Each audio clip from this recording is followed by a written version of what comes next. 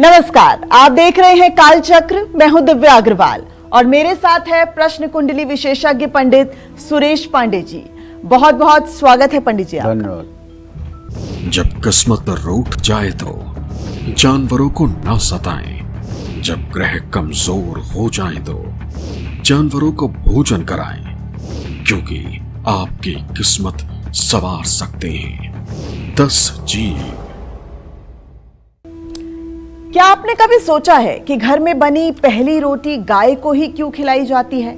श्राद्ध में गाय, कुत्ते और कौवे पितरों को तृप्त करने का जरिया क्यों है? घर के आंगन में किसी पंछी का मर जाना अशुभ क्यों है? ये सिर्फ परंपराएं या मान्यता नहीं है, बल्कि इन सभी चीजों का हमारी किस्मत, हमारे ग्रहों और यहाँ तक कि देवी देवताओं से भी सीधा कनेक्शन है। कौन से 10 जीवों की सेवा हमारा जीवन संवार सकती है, हमें बड़ी से बड़ी मुश्किलों से निकाल सकती है, यही बताएंगे आज पंडित सुरेश पांडे जी। शास्त्रों में कहा गया है कि हर चीज में प्राण है, हर आत्मा ईश्वर का ही अंश है। और आज हम पशु पक्षियों की सेवा करने की बात कर रहे हैं, तो क्या हमारे शास्त्रों में, पुराणों में, ग्रंथों में भी पशु पक्षियों को महत्व दिया गया है? पंडित जी देखो, सर्वभूतेषु आत्म भावना,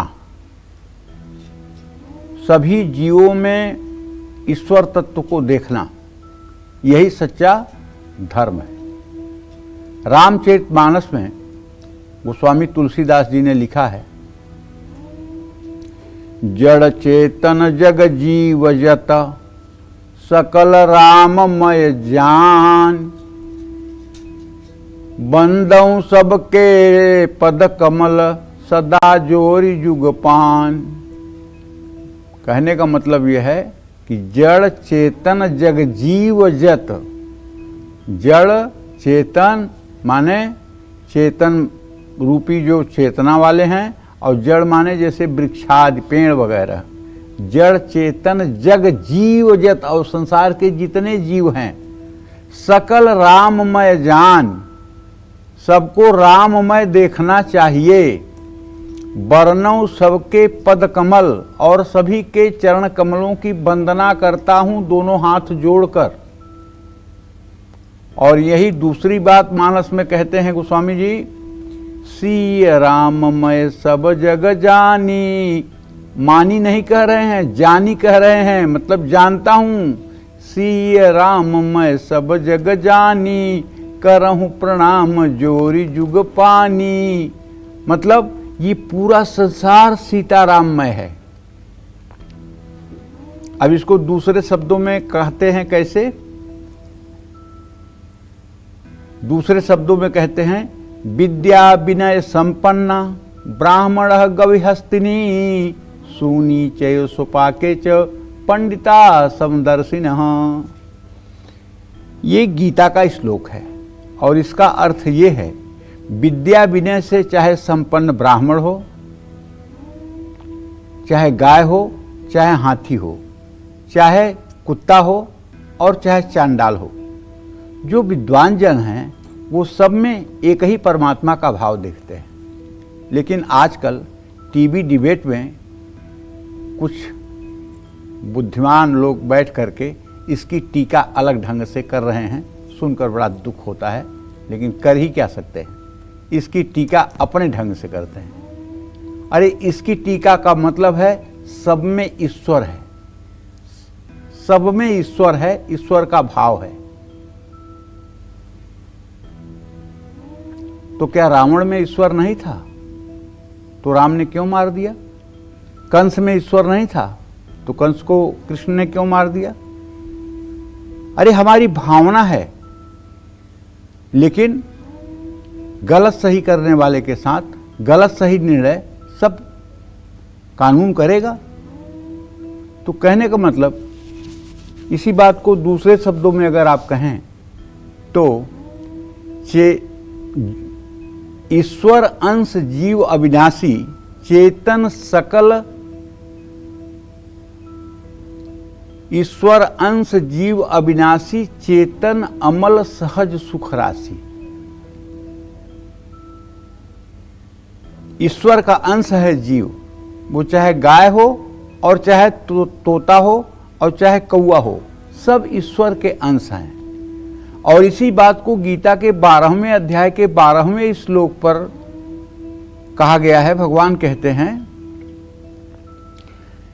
अद्वेष्टा सर्वभूतानां मैत्रः करुणमेव च निर्ममो निरहंकार सम दुख सुखम क्षमी। अद्वेष्टा सर्वभूतानां, जो समस्त प्राणियों में किसी से भी द्वेष न रखता हो। अद्वेष्टा सर्वभूतानां, इस चराचर जगत के समस्त प्राणियों से जो द्वेष न रखता हो। मैत्रः करुणमेव च, अपने समानता के लोगों के साथ मैत्री पूर्वक व्यवहार रखता हो और दूसरे जीवों के प्रति करुणा का भाव रखता हो। वो चाहे गाय हो, चाहे कुत्ता हो, चाहे हाथी हो, चाहे चींटी हो, चाहे काकरोच हो, सबके प्रति करुणा का भाव रखता हो। मैत्रः करुणमेव च निर्ममो, किसी भी चीज में मोह न हो, आसक्ति न हो।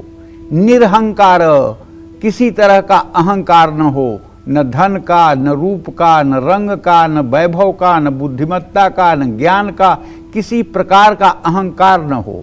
निर्ममो निरहंकार सम दुख सुखम क्षमी, और हर समय दुख सुख में समान रूप से क्षमावान बना रहे। ये भगवत भक्तों के सच्चे लक्षण हैं। जो जीवों में परमात्मा को देखता है वो सच्चा भक्त है। पशु पंछियों की सेवा करने से अहिंसा और करुणा की भावना जागृत होती है, जो आध्यात्मिक उन्नति का आधार है। स्कंद पुराण में उल्लेख है कि पंछियों को दाना डालने से मन शांत होता है और चित्त एकाग्र होता है। वायु पुराण कहता है कि पशु पक्षियों की सेवा करने वाला व्यक्ति मृत्यु के बाद यम के मार्ग से नहीं जाता, बल्कि देव पथ से चलता है, जो मोक्ष की ओर ले जाता है। यहाँ मानसिक विकारों को दूर करता है और जीवन में स्थिरता लाता है। पुराणों में पशु पक्षियों को पूज्य, सहायक, आध्यात्मिक साधन माना गया है। इनकी सेवा और सम्मान से न सिर्फ धर्म की पूर्ति होती है, बल्कि कर्म और भाग्य दोनों सुधरते हैं। करुण पुराण और वायु पुराण में वर्णन है कि पशु पक्षियों को अन्न, जल या सेवा देने से मनुष्य के पाप नष्ट होते हैं। ब्रह्म वैवर्त पुराण में कहा गया है कि जो मनुष्य पशु पक्षियों के प्रति दया भाव रखता है, उसका पुनर्जन्म उत्तम होता है। शुचि नाम श्रीमताम गेहे योग भ्रष्टो भी जायते। विष्णु धर्म सूत्र में कहा गया है, जो व्यक्ति निर्दोष जीवों को कष्ट देता है, वह अगले जन्म में उसी कष्ट को भुगतता है। अग्नि पुराण के अनुसार पशु पक्षी की हत्या या उपेक्षा से ग्रह दोष और अकाल मृत्यु तक के योग बनते हैं। गरुड़ भगवान विष्णु का वाहन है, तेज, शक्ति और निर्भयता का प्रतीक है।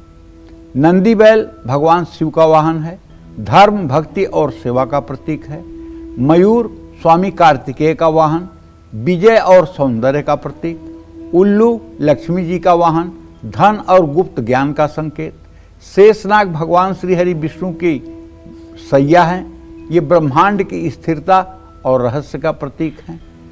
गाय को कामधेनु कहा गया है, जो सभी इच्छाओं को पूर्ण करती है। हंस को ज्ञान और विवेक का प्रतीक माना गया है, इसलिए सरस्वती देवी के साथ हंस दिखाया जाता है। कौआ पितरों का प्रतिनिधि है, श्राद्ध आदि में इसकी विशेष भूमिका होती है। कुत्ते को भैरव का वाहन माना जाता है, इसकी सेवा से नकारात्मक शक्तियों से रक्षा होती है। हाथी की सेवा करने से बुध ग्रह को बल मिलता है, नेतृत्व की क्षमता मजबूत होती है, कारोबार में लाभ मिलता है। इन सब विषयों को सनातन धर्म में समावेश किया गया है, इसीलिए तो सनातन धर्म महान है। इसलिए हमें सभी जीवों में ईश्वरी भाव तो करना चाहिए। लेकिन अब जैसे एक बिजली है और वही बिजली एसी चलाती है, वही बिजली टीवी चलाती है, वही बिजली उजाला देती है बल्ब बंद करके, वही बिजली हाइलोजन बन के बहुत प्रकाश देती है, और वही बिजली ट्रेन को चलाती है, वही बिजली मेट्रो को चलाती है। बिजली एक ही है, लेकिन उपकरण बदलने से उसका कार्य बदल गया है। उसी तरह से ईश्वर एक ही है, कोई स्त्री है तो कोई पुरुष है, शरीर और पोशाक बदले हुए हैं। कोई चींटी है तो कोई हाथी है, कोई सूअर है तो कोई कुत्ता है, केवल पोशाक बदले हुए हैं, लेकिन सब में एक ही ईश्वर है। लेकिन अगर कोई दुष्ट व्यक्ति हमारे सीमा पर उग्रवादी आ जाएं और हमारे देश में घुसने का प्रयास करें, तो क्या हमारा सैनिक ये सोचेगा कि इनमें भगवान है, इनको माफ कर दो? अरे नहीं, भगवान तो है इनके अंदर, इसमें कोई संदेह नहीं, लेकिन इनका कर्म ठीक नहीं है, इनके ऊपर तड़ातड़ गोलियां चला दो। ये मोक्ष का साधन है। अपने कर्तव्य कर्म का करना सबसे बड़ा साधन है। अगर ऐसा न होता तो क्या कौरव सेना के अंदर भगवान नहीं थे? तो भगवान ने क्यों कहा माम नुस्मर युद्ध कर, हे अर्जुन तू मेरा स्मरण करता हुआ युद्ध कर, मार मार इन सबको मार, मार मार इन सबको मार। यहां मारना धर्म कहा गया है। भगवान सब में है, ये हमें मान्यता रखनी है। लेकिन जो व्यक्ति क्या स्वांग कर रहा है, किस तरह का कार्य कर रहा है, उसके अनुरूप हमें अपना आचरण करना चाहिए। जय मां विंध्यवासिनी। तो अभी हमने पंडित जी से जाना कि वो 10 जीव कौन से हैं जो आपकी किस्मत बदल सकते हैं। आर्थिक तंगी है, कर्ज उतर नहीं रहा, कुंडली में बैठे शनि परेशानियां बढ़ा रहा है, पितरों की भी कृपा नहीं मिल रही, तो आपको किस जीव की सेवा करनी चाहिए, उनको क्या खिलाना चाहिए और जीवों की सेवा करते समय किन बातों का ध्यान रखना चाहिए, आइए जानते हैं पंडित जी से। देखिए, जिसने ना पूर्व जन्म में दान पुण्य किया है, न भगवान की सेवा की है, न माता पिता की सेवा की है, न भाई बहनों का सहयोग किया है, न समाज के लिए अच्छा सोचा है, न पुण्य किया है, न दान किया है, वो इस जन्म में दरिद्र बन के पैदा होता है और दरिद्र बन के मरता है। तो पहली बात तो ये कि अगर आप किसी तरह से दुखी हैं या सुखी हैं, दोनों तरह से कह रहा हूं, हर समय अपने मन में दूसरों के हित की कामना करें। जहां तक हो सके दूसरों की भलाई करें। दूसरों का दुख देखकर आपके मन में दुख होना चाहिए, दूसरों का सुख देख करके आपको प्रसन्न होना चाहिए, और जहां तक हो सके दूसरों के काम आए। और इतना सब करने के बाद भी अगर आप आर्थिक तंगी से जूझ रहे हैं और कर्ज चढ़ा हुआ है, तो गाय, कौवे और कुत्ते को और चींटियों को आपको नित्यतः भोजन कराना चाहिए। गाय को गुड़ रोटी या हरा चारा, कौवे को खिचड़ी या तेल लगी रोटी, चींटियों को आटा चीनी मिला करके देना चाहिए, कुछ मीठा पेय पदार्थ। ये उपाय शनिवार और गुरुवार को करने से लाभ मिलेगा। इन उपायों से न सिर्फ आपकी आर्थिक तंगी दूर होगी, बल्कि शनि और शुक्र ग्रह को बल मिलेगा, पितरों को शांति मिलेगी। सावधानी ये है कि इन पशु पक्षियों को भोजन हमेशा ताज़ा और साफ सुथरा ही दें। बासी और आधी पकी चीज़ें देने से बचें, भरपेट भोजन कराएं। पशु पंछियों के लिए उसी तरह का अनाज खरीदें जो आप खुद खा सकते हैं। और दूसरी बात, देखो कलयुग है ना, कलयुग में दो ही बड़े, एक रुपया एक राम। राम से मुक्ति मिलत है, रुपया से सब काम। कलयुग में दो बहुत बड़े हैं, एक तो राम जी तो सबसे बड़े हैं, उसके बाद अगर बड़ा है तो रुपया है, क्योंकि रुपया सारा काम करा सकता है, मृत्यु को छोड़ करके सब कुछ करा सकता है, और राम जी तो सब कुछ कर सकते हैं। तो काम दो ही करो, या तो राम मिले वो वाला रास्ता अपनाओ, या तो रुपया मिले वो वाला रास्ता अपनाओ। तीसरे रास्ते की तरफ मत जाओ। बैठकर रील देख रहे हो, बैठ करके यूट्यूब में देख रहे हो, क्या मिलेगा इससे? न राम मिलेंगे न रुपया मिलेगा। समय बर्बाद हो रहा है, जिंदगी का एक एक मिनट जा रहा है। कब बस आ जाएगी, कब चढ़ना पड़ेगा पता नहीं है। समय बर्बाद मत करिए, एक एक मिनट का सदुपयोग करिए। या तो राम का स्मरण करिए या तो अपने कर्म को करिए, दोनों में से एक काम चुन लीजिए और दोनों को करिए तो अति उत्तम।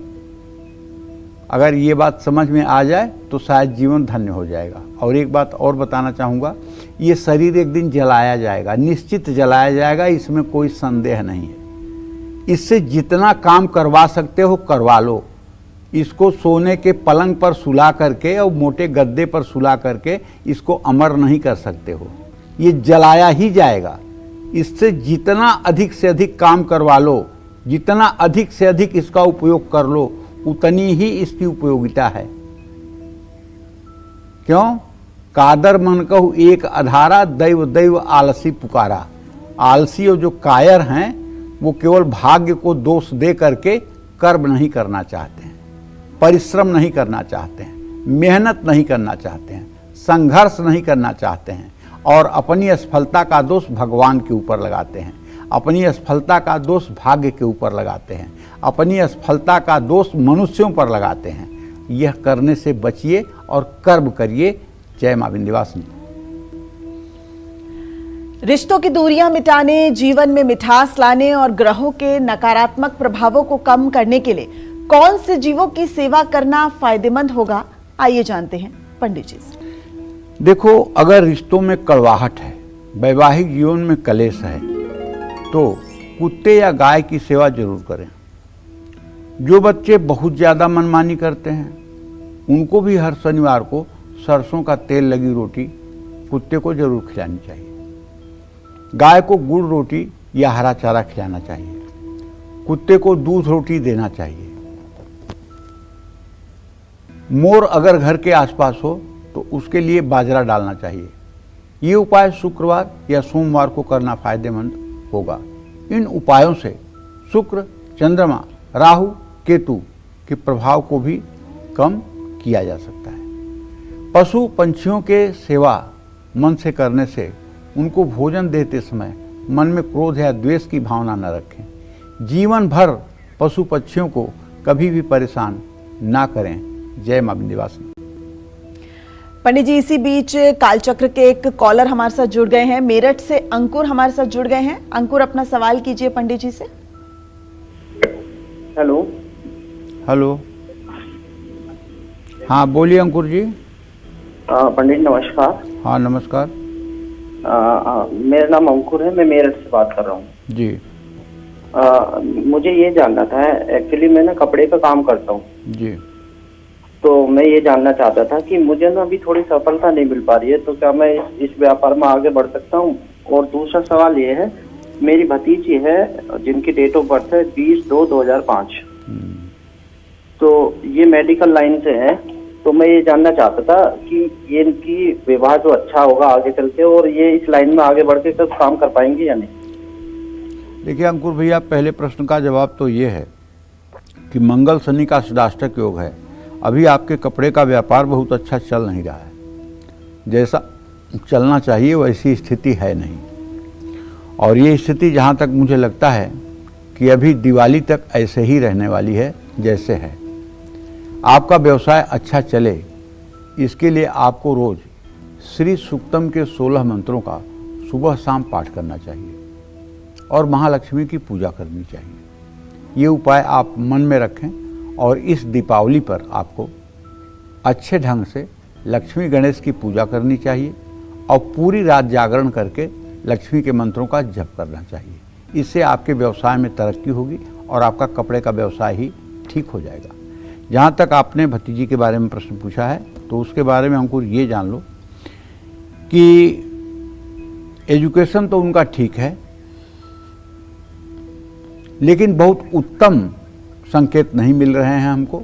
मध्यम शिक्षा का आसार दिखाई दे रहा है। जहाँ तक विवाह का प्रश्न पूछा है, तो समय आने पर विवाह अच्छा होगा, उसमें कोई संदेह नहीं है।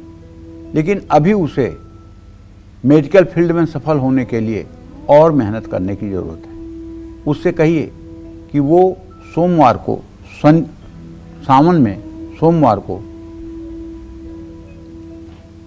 सोमवार का व्रत करे, भगवान शिव की पूजा आराधना करे। अगर ये सब काम उसने करना शुरू कर दिया तो आप विश्वास करिए निश्चित रूप से उसको सफलता मिलेगी। जय मां विंध्यवासिनी। मन में हार का डर है, डिप्रेशन हो रहा है या फिर मन कमजोर हो रहा है, क्या कुछ करें? उपाय बताएंगे पंडित जी, लेकिन इससे पहले हमारे साथ एक कालचक्र के कॉलर जुड़ गए हैं। शिखा हमारे साथ सीतापुर से जुड़ गई हैं। शिखा, अपना सवाल कीजिए पंडित जी से। जय मां विंध्यवासिनी पंडित जी। सदा सुखी रहो बेटा। पंडित जी, मेरा नाम शिखा है। मेरा प्रश्न है कि मेरी डेट ऑफ बर्थ 1999 है। पंडित जी, मेरी किस्मत में सरकारी नौकरी का योग है या नहीं, या प्राइवेट जॉब करना ही मेरे लिए सही रहेगा, और आगे की लाइफ मेरी कैसी रहेगी, कृपया बताएं।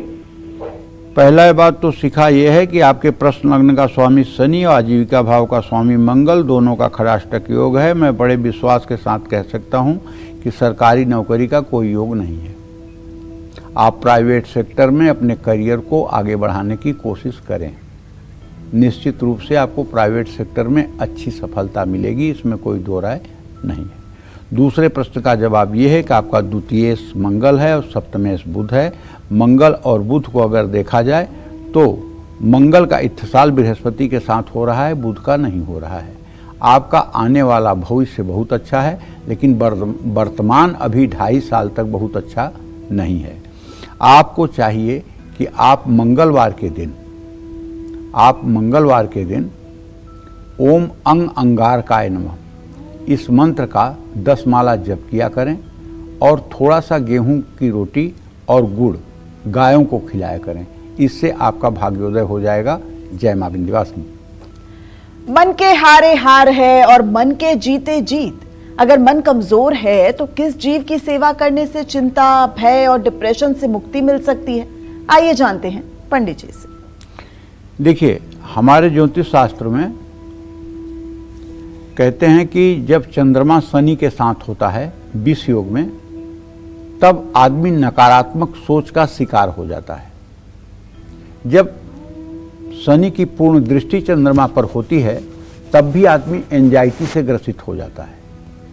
जब राहु, केतु या शनि के साथ चंद्रमा हो जाता है तब भी बहुत भयंकर एंजाइटी होती है। ऐसा आदमी अपने फ्यूचर को लेकर के हर समय तनाव में रहता है। अगर बृहत पाराशर होरा शास्त्र आपने अध्ययन किया होगा तो चंद्रमा में जब शनि का अंतर चलता है या शनि में जब चंद्रमा का अंतर चलता है तो उस समय शास्त्रों में लिखा गया है कि 1 कटोरा पका हुआ चावल, 2 चम्मच घी, 2 चम्मच दही और 1 पाव गुड़, ये सारी चीजें मिला करके 7 शनिवार अगर काली गाय को खिलाया जाए तो निश्चित रूप से इस दोष से मुक्ति मिल जाती है। ये देखिए ज्योतिषी उपाय, ये शास्त्र में लिखा हुआ उपाय बता रहा हूं, कोई कपोल कल्पना या अपने मन की बात नहीं कह रहा हूं, शास्त्र के प्रमाण की बात है। और बिना इन तीनों ग्रहों के एंजाइटी होती नहीं, बिना इन तीनों ग्रहों के डिप्रेशन होता नहीं, बिना चंद्रमा के दूषित हुए एंजाइटी होती नहीं, बिना चंद्रमा के कमजोर हुए किसी को डिप्रेशन होता नहीं। पक्की बात है, आत्मबल कमजोर होगा तो सूर्य कमजोर है, डर लगेगा तो मंगल कमजोर है, स्किन डिजीज होगी या वाणी में दोष होगा तो बुध कमजोर है, जीवन में सुख और संपन्नता की कमी है तो बृहस्पति खराब है, वैवाहिक जीवन ठीक नहीं है, लग्जरी लाइफ नहीं है तो शुक्र खराब है, और यदि बहुत मेहनत करने के बाद भी सफलता नहीं मिल रही है तो शनि खराब है, अगर ऐश्वर्य से लाखों कोस दूर हैं तो राहु खराब है, अगर दिमाग से क्लॉटिंग हो रही है या दिमाग में ब्रेन की कोई समस्या है तो केतु खराब है। तो कहने का मतलब इन ग्रहों को भी ठीक करने के लिए पशु पक्षियों की सेवा करने से हमें लाभ मिलता है। अगर आपका भी मन अशांत रहता है और आपको नहीं पता कि कुंडली में किन ग्रहों के कारण ऐसा होता है तो मैं आपसे आग्रहपूर्वक कहना चाहूँगा, चिड़िया, गाय, खरगोश, इन सब की आप सेवा कर सकते हैं। चिड़ियों को सप्तधान्य डाल सकते हैं, उनके पीने के लिए स्वच्छ पानी की व्यवस्था कर सकते हैं, गाय को नियमित हरा चारा या रोटी खिला सकते हैं, आसपास खरगोश हों तो उसको फल और सब्जी दे सकते हैं। ये उपाय करने के लिए सोमवार और बुधवार का दिन शुभ होगा। इन उपायों को करने से चंद्रमा और बुध के बुरे प्रभाव कम होंगे, अकारण चिंता या भय में भी कमी आएगी। तो कहने का आशय यह है, जीव जंतु की सेवा से मनुष्य को बहुत सुकून मिलता है। पशु पंछियों को भोजन कराते समय हमेशा ताजा अन्न की व्यवस्था करनी चाहिए। और सब्जियां भी आपको, कच्ची सब्जियां भी आपको खिलाना चाहिए। पंछियों के लिए रात के समय अनाज नहीं डालना चाहिए। जय मां विंध्यवासिनी। तो चर्चा यूं ही जारी रहेगी। इस बीच हमारे साथ एक और कालचक्र की कॉलर जुड़ गई हैं। कृपया अपना सवाल कीजिए पंडित जी से। गीता। जय मां विंध्यवासिनी पंडित जी। जय मां विंध्यवासिनी। हाँ पंडित जी, मेरे 2 प्रश्न हैं। मैं अपने बड़े बेटा के बारे में पूछना चाहती हूँ। क्या नाम है आपका? गीता रानी सोनी। अच्छा गीता जी, बताइए बड़े बेटे के बारे में क्या जानना है? हाँ, बड़े बेटे का नाम गीतेश सोनी है। इसकी उम्र है 16 दिसंबर सन 1999, दिन गुरुवार, सुबह के 9:55 और 56 के बीच में। तो मैं ये पूछना चाहती हूँ पंडित जी, जैसे अभी प्राइवेट सेक्टर में काम कर रहा है और एग्जाम भी दिया है पंडित जी, तो उसका सरकारी नौकरी का योग है कि नहीं, और प्राइवेट सेक्टर में अगर कर रहा है तो उसमें बढ़ने का योग है कि नहीं। और मेरा दूसरा प्रश्न है पंडित जी, मैं कोई भी काम सोचती हूँ वो पूरा नहीं हो पा रहा है।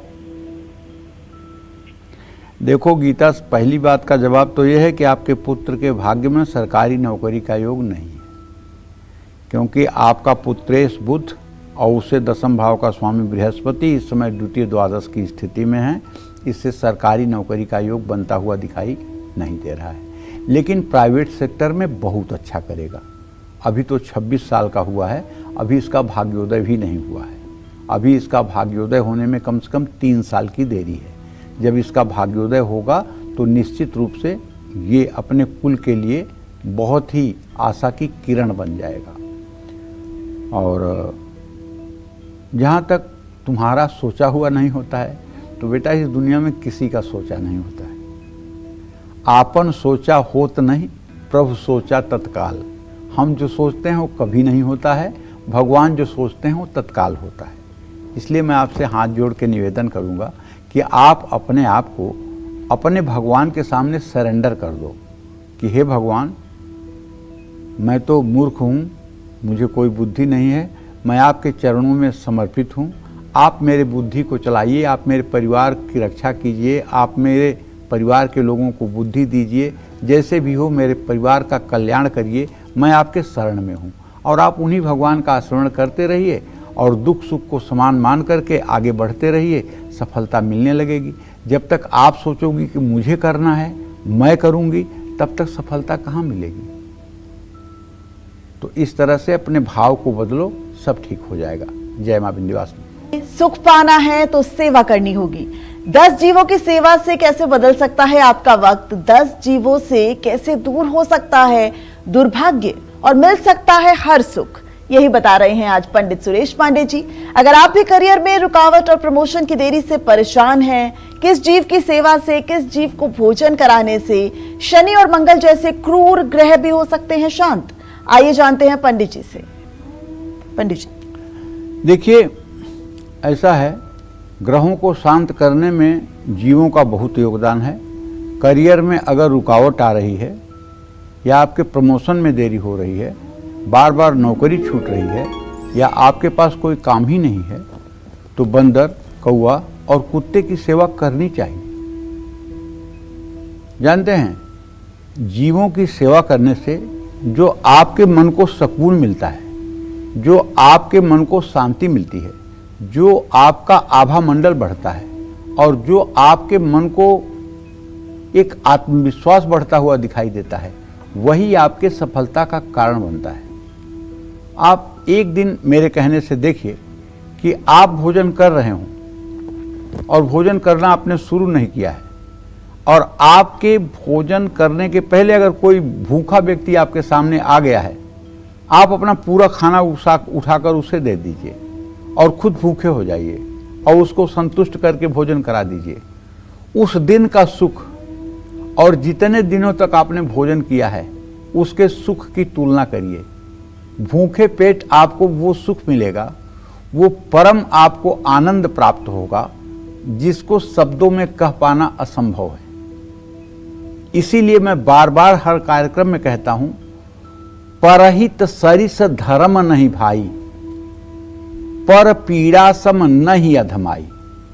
परहित के समान दूसरा कोई धर्म ही नहीं है, और दूसरे को दुख पहुंचाने से बड़ा कोई दुनिया में पाप ही नहीं है। यहां मैं सिर्फ जीवों की बात इसलिए कर रहा हूं कि ये भी आपको ये मान के करना है कि सब में वही प्रभु है। ये कर्मों के अनुसार अलग अलग योनियां प्राप्त हो गई हैं। ये 84 लाख योनि के अंतर्गत ही आते हैं। इसलिए इनकी भी सेवा करना प्रभु की ही सेवा करना है। और जब ऐसा विचार मन में आता है, सकारात्मक विचार मन में आता है, तो निश्चित रूप से आप किसी के प्रश्नों का जवाब आत्मविश्वास के साथ दे सकते हैं। इसीलिए कह रहा हूं, बंदर को गुड़ चना केला खिलाना चाहिए। जो बच्चे अपनी पढ़ाई और अपने करियर में बेहतर करना चाहते हैं, उनको गुड़ और चने बंदरों को जरूर खिलाना चाहिए। पंछियों को दाना जरूर डालना चाहिए। कौवे को खिचड़ी या रोटी देनी चाहिए। कुत्ते को रोटी खिलानी चाहिए। अच्छी मेहनत के बाद भी प्रमोशन नहीं मिल रहा है तो 7 तरह का अनाज पंछियों को डालें। अपनी आमदनी बढ़ाने के लिए भीगे हुए काले चने बंदरों को खिलाएं। ये उपाय मंगलवार या शनिवार को करें। ये उपाय करने से शनि, मंगल और राहु दोष की शांति होगी। करियर में तरक्की के रास्ते खुलेंगे। कंजूसी से पशु पक्षियों की सेवा ना करें।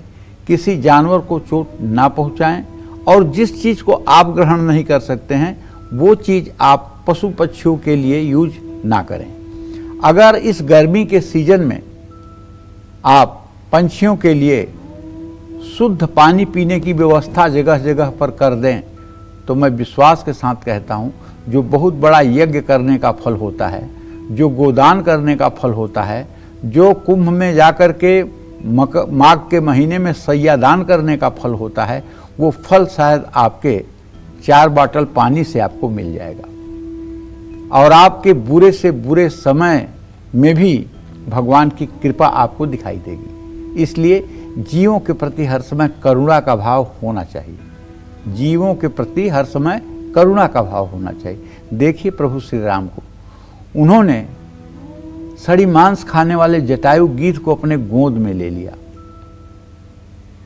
और उसे अपना रूप देकर के सूरधाम को उन्होंने भेजा है। अगर भगवान गीध से प्यार कर सकते हैं, उसे अपने गोद में ले सकते हैं, अरे हम लोग तो मिट्टी के पुतले हैं। जब तक वो हमें चला रहे हैं तब तक हम चल रहे हैं। हमारा अहंकार बना हुआ है और जिस दिन वो धीरे से एक बटन दाब देंगे तो आप वहीं जैसे के तैसे हो जाएंगे। देखो ना, समाचार में दिखाई देता है कि अमुक व्यक्ति गाते गाते गिरा, स्टेज पर मर गया। अमुक व्यक्ति काम करते करते हार्ट अटैक हो गया, मर गया। तो क्या है ये सब? इसका मतलब कि आप किसी रिमोट से संचालित हैं। उस रिमोट की बटन गलती से भी दब गई ना तो बस बात खत्म।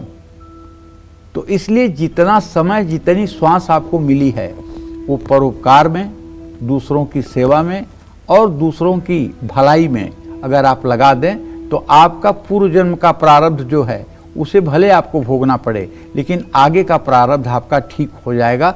इसमें कोई दो राय नहीं है। जय मां विंध्यवासिनी। दुर्घटना, बुरी नजर और ग्रह दोषों से बचने के लिए किन जीवों की किस दिन और किस तरह से सेवा करें, आइए जानते हैं पंडित जी से। देखिए, एक बात कहना चाहूँगा, हमारे शास्त्रों में साफ लिखा हुआ है कि जो विधना ने लिख दिया छठी राव के अंक, राई घटे न तिल बढ़े रौरे रहूं निशंक। जब आदमी गर्भ में आता है तो 6वीं रात ब्रह्मा आकर के उसकी किस्मत में लिखते हैं कि 8 साल के उम्र में पानी में डूबेगा, 12 साल की उम्र में सांप काट लेगा, 15 साल की उम्र में पेड़ से गिरेगा, 30 साल की उम्र में कुत्ता काट लेगा। मतलब दुख और सुख दोनों। 32 साल की उम्र में राज्याभिषेक हो जाएगा। सब लिखा हुआ है पहले से। अब पहले वाली बात जो विधाता ने लिखा हुआ है, अवश्य में भोक्तव्यम कृतम कर्मम शुभाशुभम, वो शुभ अशुभ कर्म यहां आकर के हमको भोगना ही पड़ेगा।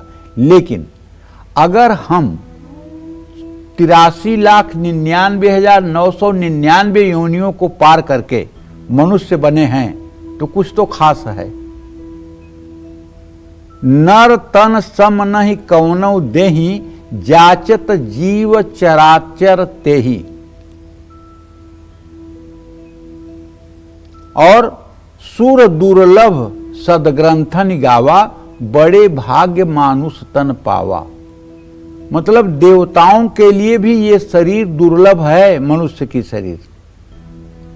अब आप सोच रहे हो कि अरे देवताओं के लिए मनुष्य शरीर क्यों दुर्लभ है? इसलिए दुर्लभ है कि देवता स्वर्ग लोक में रह के अपने पुण्य के अनुसार सुख का भोग कर सकते हैं, लेकिन वो श्री हरि विष्णु को प्राप्त नहीं हो सकते। जब उनका पुण्य समाप्त होगा तो उन्हें पुनः मृत्यु लोक में आना पड़ेगा, और मृत्यु लोक से ही पुण्यात्मा जाकर के इंद्रासन में इंद्र बनते हैं। इसीलिए इंद्र किसी को तपस्या करते देखते हैं तो परेशान हो जाते हैं, वहां कामदेव को भेज देते हैं, अप्सराओं को भेज देते हैं तपस्या भंग करने के लिए, क्योंकि धरती से ही कोई जाकर के इंद्र बनता है। तो कहने का आशय यह है कि अगर हम अपनी तपस्या भगवान की शरणागति लेकर करने लगें, भगवान की शरणागति लेकर के अपने मन चित्त बुद्धि अहंकार को भगवान में समर्पित कर दें और हर समय भगवान के ही आश्रित होकर के कर्म करें, तो आप विश्वास करिए, अगर आपके ऊपर 100 ग्राम विपत्ति आनी है तो 1 किलो का आपके अंदर सहन शक्ति आ जाएगी, और वो बुरा समय आप ऐसे पार कर लेंगे जैसे आपको पता ही नहीं चलेगा। क्योंकि आप कोई कबूतर थोड़ी हैं, कोई कुत्ता बिल्ली थोड़ी है कि जो किस्मत में लिखा है। कुत्ते 2 प्रकार के होते हैं, एक गली गली में डंडा मार खाते हुए घूम रहे हैं, और दूसरा वो भी कुत्ता होता है जो एसी कार में बैठ करके किसी सुंदरी स्त्री के गोद में बैठ करके एसी में चल रहा है और एसी कमरे में बेड पर सो रहा है। दोनों कुत्ते हैं, एक के भाग्य में वो लिखा है, एक के भाग्य में ये लिखा है। तो हम कोई कुत्ता सुअर और मतलब कि कबूतर थोड़ी हैं कि हमारे भाग्य में जो लिखा है वही होगा। हम अच्छे कर्म करके अपने भाग्य को संवार सकते हैं, लेकिन कुछ चीजें ऐसी हैं, हानि लाभ जीवन मरण जस अपजस विध्यात, ये 6 चीजें विधाता के ही हाथ में है। इसको प्रारब्ध से नहीं बदला जाता। चाहे जितनी बड़ी आप तपस्या कर लीजिए, लेकिन रोग आना है आपके शरीर में तो आएगा। वो उस मात्रा में नहीं आएगा, कम मात्रा में आएगा। अगर आप कहें नहीं, अब जैसे किसी का बहुत बड़ा संकट है, आप उसके लिए महामृत्युंजय करा रहे हैं, आप उसके लिए भगवान शिव की आराधना कर रहे हैं, उसका जीवन सुरक्षित हो जाएगा। क्योंकि मंत्र महामणि विषय ब्याल के, मेटत कठिन कुअंक भाल के, जव तप करई कुमारी तुम्हारी, भाभ्यु मेट सकहि त्रिपुरारी, आशुतोष तुम औढ़र दानी, आरत हरहु दीन जन जानी। भगवान शिव के लिए कुछ भी असंभव नहीं। उन्हें दैवीय संविधान में बिना बहुमत के संविधान संशोधन करने का अधिकार है। उनकी भक्ति करने से मौत से वो डरे जो काम करे चांडाल का, मौत से वो क्यों डरे जो भक्त हो महाकाल का। तो कहने का मतलब मेरे यही है कि अगर बार बार दुर्घटना हो रही है, या आप बुरी नज़र से परेशान हैं, आप शकुन बहुत हो रहा है, काला कुत्ता कौवे को भोजन कराना चाहिए, कुत्ते को रोटी देना चाहिए, कौवे के लिए तिल अनाज डालना चाहिए। कारोबार में नुकसान हो रहा है, फैसला लेने में दिक्कत आ रही है, शनि राहु केतु से मिल रहे कष्टों को कम करने के लिए हाथी की सेवा कर सकते हैं। हाथी को केला, गन्ना या घास खिला सकते हैं, और हाथी के महावत को कपड़ा दान कर सकते हैं या भोजन करा सकते हैं। सीधे सेवा संभव नहीं है तो किसी एनजीओ के साथ मिलकर सहयोग कर सकते हैं। भूखे और घायल जीवों की सेवा करना आपके लिए परम कल्याणकारी है। अगर कहीं रास्ते में आपको कोई घायल जीव दिख रहा है, आप उसको उठाकर उसका उपचार करा दें तो शायद कल्याण हो जाएगा। कोई जीव मर रहा है, उसके पास खड़े होकर के आप 1 मिनट राम राम राम राम सीताराम सीताराम सीताराम सीताराम बोल दें तो उस जीव का भी कल्याण हो जाएगा, और उस जीव के कल्याण में आपकी सहायता जो है बड़ी महत्वपूर्ण हो जाएगी। जय मां विंध्यवासिनी। संतान सुख नहीं है, बच्चे हैं लेकिन उनका साथ नहीं है, आत्मविश्वास की कमी है, आप वक्त के आगे बेबस और मजबूर हैं, तो इन सभी कमियों को किन पशु पक्षियों की सेवा से दूर किया जा सकता है? आइए जानते हैं पंडित जी से। पंडित जी देखिए, पहली बात तो ये जान लीजिए कि संतान सुख की अगर बात करें तो आपने कैसा पूर्व जन्म में किया है उसी आधार पर आपको संतान की प्राप्ति होती है। और दूसरी बात, आप संतान प्राप्ति के समय जैसा आचरण करते हैं, जैसा आपका चिंतन होता है और जैसा आपका विचार होता है, उसी तरह का संतान प्राप्त होता है। अगर संतान प्राप्ति के समय आपके विचार परम सात्विक हैं और आपके विचारों में उत्साह है, धर्म के प्रति आपकी अच्छी सोच है, तो निश्चित रूप से आपका आने वाला संतान गुणग्राही होगा, निश्चित रूप से आपका संतान तेजस्वी होगा। इसीलिए हमारे यहाँ संतान प्राप्ति को बहुत बड़ा यज्ञ कहा गया है और संतान प्राप्ति के लिए मुहूर्त का विधान किया गया है। गर्भाधान मुहूर्त मतलब कब गर्भ धारण करना और कराना है, उसका भी एक मुहूर्त होता है। छोटी सी स्कूटी खरीदने के लिए आप पंडित के पास पहुंच जाते हैं, फोन कर देते हैं, महाराज जी स्कूटी खरीदना है, कब खरीदूं। लेकिन संतान जो आपके भविष्य का पूरा मतलब कि सूत्रधार है, उसको प्राप्त करने के लिए आप मुहूर्त पूछने नहीं जाते हैं। वो जब आ गया तब आ गया। देखिए ना, कुंडली में राहु सूर्य चंद्रमा जिनके साथ होते हैं, अमावस्या में जिन बच्चों का जन्म होता है वो गर्भ में अमावस्या को ही तो आते हैं। हमारे शास्त्रों में अमावस्या और चतुर्दशी को और परिवा को गर्भाधान का निषेध किया गया है। तो अगर शास्त्रों की बात मान करके हम चलें, उसका लाभ लें, तो निश्चित रूप से बच्चे होनहार पैदा होंगे।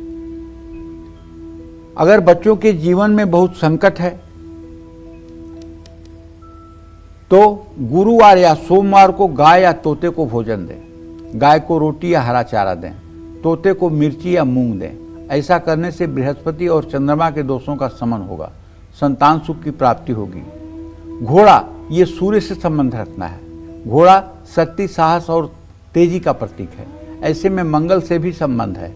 सफेद घोड़ा शुक्र, काला घोड़ा शनि, राहु का प्रतीक है। घोड़े को गुड़ चना या हरा चारा खिलाएं। किसी अस्तबल में घोड़े की देखभाल में सहयोग करें। मसालेदार, तेज नमक वाला या हानिकारक भोजन जीवों को ना दें। जय मां विंध्यवासिनी। कानूनी मामले और विरोधी परेशान करते हैं, पितरों का आशीर्वाद नहीं मिलता है, बुरी नजर के कारण काम बिगड़ते हैं, तो आपको किस दिन, किस तरह से और किन बातों का ध्यान रखना चाहिए और कौन से पशु पक्षियों की सेवा करनी चाहिए, जानते हैं पंडित जी से।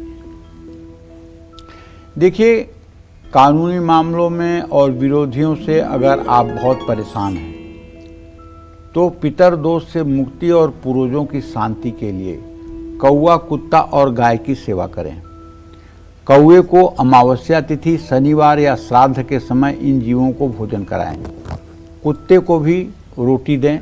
गाय को हर रोज घर में बनी पहली रोटी खिलाएं या गौशाला में कुछ दान पुण्य करें।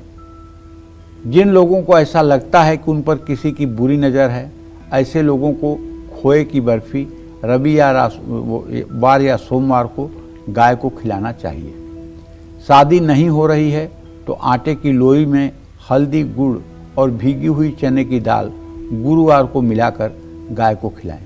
अगर आपके परिवार में बीमारियां पीछा नहीं छोड़ रही हैं, गरीबी पीछा नहीं छोड़ रही है, रुपए के लिए आप मोहताज हैं, दवाई के लिए पैसा नहीं है, तो आपको एक सटीक उपाय बताता हूं, आप करके देखिएगा। आप रविवार के दिन अपने घर के दरवाजे के सामने किसी सुंदर देसी गाय को अच्छे पानी से, ना बहुत ठंडा ना बहुत गर्म, उसको स्नान कराइए। गाय को स्नान कराइए और स्नान करा करके उसको कुछ खिलाइए।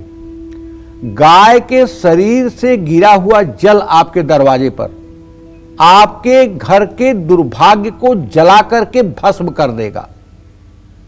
आपके घर का जितना भी दुर्भाग्य है, चाहे वो रोग के रूप में, चाहे ऋण के रूप में और चाहे शत्रु के रूप में, अगर आप 5 रविवार अपने घर के दरवाजे के सामने गाय को गौ माता समझ करके स्नान करा दें, तो मैं दावे के साथ कहता हूं, बड़े से बड़ा दुर्भाग्य आपका पीछा छोड़ देगा। भगवान कृष्ण ने गाय की सेवा की थी, इसलिए वंदे कृष्णम जगत गुरु, इसलिए वो जगत वंदनीय हैं। हमारे यहाँ कहावत है पूरी उत्तर प्रदेश में, गाय से को गयो हैं और भैंस से को भयो हैं।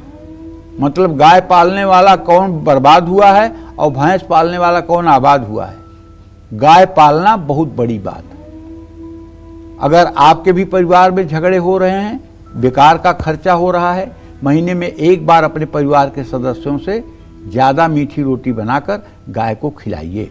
नकारात्मक भाव मन में रखकर किसी भी जीव की सेवा ना करें और मजबूर होकर सेवा न करें, सेवा उत्साह से करें। जय मां विंध्यवासिनी। आपकी कुंडली कमजोर है, सूर्य और चंद्रमा का दोष है, इस पर भी चर्चा करेंगे। लेकिन हिमाचल से कालचक्र की एक कॉलर जुड़ गई हैं, मीना। मीना, अपना सवाल कीजिए पंडित जी से। नमस्कार पंडित जी। हाँ, सदा सुखी रहिए। नमस्कार पंडित जी। हाँ, सदा सुखी रहिए। हिमाचल प्रदेश से बोल रहे हैं। मैं अपने लड़के के बारे में जानना चाहती हूँ। उसकी डेट ऑफ बर्थ है 4/10/2005 और सुबह 10:32 पर। क्या नाम है बेटे का? अक्षत। अच्छा, क्या जानना चाहती हैं? मैं इसके भविष्य के बारे में जानना चाहती हूँ पंडित जी कि आगे चलकर ये नौकरी करेगा या अपना काम करेगा। भविष्य इसका बहुत अच्छा है और मैं तो चाहूँगा कि मेडिकल फील्ड में कुछ करे। अगर मेडिकल फील्ड में आप इसको आगे बढ़ाएं तो निश्चित रूप से ये बहुत कामयाब हो सकता है। मेडिकल फील्ड में डॉक्टर बनने से लेकर के, मेडिकल फील्ड में फिजियोथेरेपिस्ट से लेकर के और पैथोलॉजिस्ट तक जो भी पढ़ाई है, या दवाइयों की दुकान है, या बी फार्मा डी फार्मा का कोर्स है, जो भी मेडिकल से रिलेटेड काम ये करेगा उसमें इसको निश्चित रूप से सफलता मिलेगी और इसका जीवन आनंदपूर्वक व्यतीत होगा। भाग्य इसका अच्छा है, इसमें कोई दो राय नहीं है। अब परवरिश में आप क्या डायरेक्शन दे पाते हो, इस बात पर भी बहुत कुछ निर्भर करता है। जय मां विंध्य। जानवरों को कष्ट देंगे तो कष्ट भोगना भी पड़ेगा, तो कैसे करें इनकी सेवा, कैसे रखें इनका ध्यान, यही बता रहे हैं आज हमें पंडित जी। पंछियों को पिंजरे से आजाद कर देंगे, घायल जानवरों का इलाज कराएंगे, बेसहारा जीवों को भूख, बीमारी और खराब मौसम से बचाएंगे, तो ग्रहों के अशुभ से अशुभ प्रभाव भी कैसे कम हो जाएंगे, आइए जानते हैं पंडित जी से। देखो भाई, एक बात जान लो, ग्रहा राज्यम प्रयक्षंतिम ग्रहा राज्यम हरंत च ग्रहव्याप्तम मिदम सर्व त्रैलोक्य सचराचरम। ग्रहों को ठीक करने के लिए मंत्र जप किया जाता है, दान किया जाता है, उनके रत्न धारण किए जाते हैं और पशु पंछियों की सेवा की जाती है। नाना प्रकार से ग्रहों को ठीक करने का हमारे शास्त्रों में विधान बताया गया है। आज मैं आपको इतना सरल विधान बता रहा हूँ। अगर आपके पास यज्ञ यज्ञादि क्रिया करने के लिए सामर्थ्य नहीं है तो ये छोटे छोटे ऐसे उपाय बता रहा हूँ जो निश्चित रूप से आपके जीवन को बदलने में सहायता प्रदान करेंगे, बशर्ते श्रद्धा आपके अंदर होनी चाहिए, विश्वास आपके अंदर होना चाहिए। अगर सूर्य ग्रह आपको लगता है कमजोर है, सूर्य कमजोर का लक्षण है कि पिता का सुख कमजोर होगा, आत्मविश्वास की कमी होगी, लोकप्रियता नहीं होगी, तो अगर सूर्य मजबूत करना है तो रविवार को गाय को गेहूं की रोटी और गुड़ खिलाइए, बंदरों को भी गुड़ रोटी खिलाइए। चंद्रमा को मजबूत करना है तो मछलियों को आटे की गोलियां डालिए। सोमवार को मछलियों को अगर आटे की गोलियां आप डाल रहे हैं तो इससे चंद्रमा मजबूत होगा। गाय के लिए पीने की पानी की स्वच्छ व्यवस्था करें। चिड़ियों को पानी और सफेद तिल दें। खरगोश प्रायः मिलते नहीं हैं, लेकिन अगर खरगोश मिल जाएं तो चंद्रमा को ये मजबूती देते हैं अगर उन्हें हरी घास आप प्रबंध करा दें। मंगल को मजबूत करने के लिए मंगलवार को गुड़ चने बंदरों को खिलाना चाहिए। गाय के बछड़े को या बैल को अगर गुड़ रोटी आप खिलाएं तो मंगल पक्का ठीक हो जाएगा। घायल पशुओं की सेवा करें। बुध को मजबूत करने के लिए बुधवार को गाय को हरा चारा खिलाएं, कबूतरों को बाजरा खिलाएं। जिनकी कुंडली में बुध अनिष्टकारी नीच राशि या नीच नवांशक में है उनको 4 पैर वाले पशुओं की 27 बुधवार हरी सब्जी या पालक या हरा चारा खिलाना चाहिए। ऐसे लोगों को पंछियों को पिंजरों में बिल्कुल नहीं रखना चाहिए। चिड़ियों की चहचहाहट के बीच मेडिटेशन करने से लाभ मिलेगा। बृहस्पति को मजबूत करने के लिए गुरुवार को गाय को भीगे हुए चने और गुड़ खिलाएं। कबूतरों को भुट्टे के दाने डालें। 7 गुरुवार चने की दाल घोड़े को खिलाएं। गुरुवार को भीगी हुई चने की दाल और गुड़ गाय को खिलाएं। इन सब चीज़ों से लाभ मिलता है। जय मां विंध्यवासिनी। किस्मत सवारेंगे 10 जीव, सुख पाना है तो कौन से 10 जीवों की सेवा जरूर करें, यही बता रहे हैं आज पंडित सुरेश पांडे जी। अगर आपका भी बुरा वक्त चल रहा है, अपनों का साथ नहीं मिल रहा है, अशुभ ग्रह परेशान कर रहे हैं, तो किस जीव की सेवा आपका समय बदल सकती है, आइए जानते हैं पंडित जी से। देखिए, शुक्र को मजबूत करने के लिए अपने घर में बनी पहली रोटी आपको गाय को खिलानी चाहिए। गाय और बछड़े की सेवा करने से, मोर को अनाज डालने से, बिल्लियों को दूध देने से, मछलियों को दाना डालने से, शनि देव की कृपा पाने के लिए घी या तेल लगी रोटी काली गाय या काले कुत्ते को खिलाने से, कौओं को तिल रोटी या खिचड़ी खिलाने से, घायल या बूढ़े पशुओं की सेवा करने से, राहु कुंडली में अशुभ हो तो बुधवार को भैंस को रोटी खिलाने से, हाथी को भी पत्ता खिलाने से राहु का अशुभ प्रभाव कम होता है। सांपों की रक्षा करें। मछलियों को तालाब में आटे की गोलियां डालें। केतु अशुभ है तो कुत्ता, खरगोश और गाय जरूर पालें। किसी चितकबरे कुत्ते को रोटी खिलाएं। चींटियों को काले तिल जरूर डालें। बंदर को फल खिलाएं। पंछियों को पिंजरे से मुक्त कराएं। इन सब चीज़ों से आपको सफलता मिलेगी। जय मां विंध्यवासिनी। बहुत बहुत शुक्रिया पंडित जी इस जरूरी जानकारी के लिए। आज हमारे दर्शकों को ये जरूरी जानकारी दी, पंडित जी का इसके लिए बहुत बहुत धन्यवाद। उम्मीद करते हैं आपको आज का हमारा विषय बहुत पसंद आया होगा।